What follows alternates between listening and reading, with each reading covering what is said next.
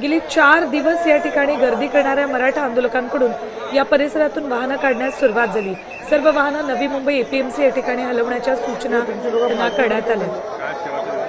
थेट जाऊयात आमचे प्रतिनिधी संजय गर्दे या ठिकाणी उपस्थित आहेत। संजय, गेली 4 दिवस इथलं चित्र वेगळं होतं, आज ते बदललेलं दिसतंय का? कितपत वाहनं काढण्यात आली?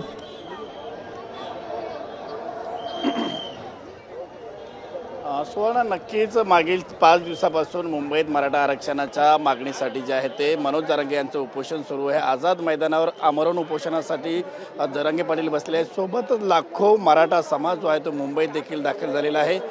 जे आंदोलक आझाद मैदानावर बसले त्याच्यापेक्षाही जास्ती आंदोलक जे आहे ते मुंबईच्या छत्रपती शिवाजी महाराज टर्मिनस समोर असणारा सेल्फी पॉईंट असेल किंवा CSMT स्थानक असेल, या दोन्ही ठिकाणी मोठ्या प्रमाणावर जे आहे ते मराठा आंदोलक बसलेले आहेत। काल तातडीची न्यायालयाची सुनावणी पार पडली होती। या सुनावणीनंतर न्यायालयाने जे आदेश दिले होते त्यानुसार आज 12 वाजेपर्यंत जे उड्डाणपुलाकडून CSMT स्थानकाकडे येणारा जो रोड आहे हा रोड खाली करण्याच्या सूचना ज्या आहेत त्या न्यायालयाने केलेल्या आहेत। मात्र कालपासूनच वाहतूक पोलिसांकडून जे आहे ते या ठिकाणचे रस्ते मोकळे करण्यास सुरुवात झाली होती। यासोबतच महापालिकेच्या कर्मचाऱ्यांकडून या ठिकाणी सफाई मोहीम देखील करण्यात आली होती।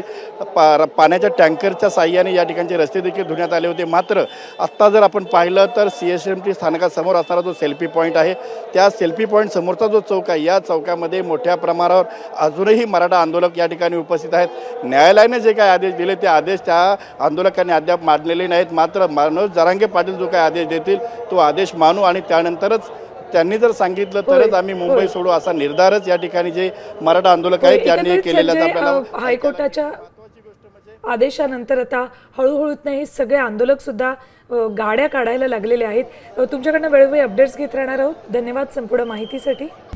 आता isakal.com आहे देशातील नंबर 1 ची मराठी न्यूज वेबसाईट। प्रत्येक अपडेटसाठी isakal.com ला नक्की भेट द्या।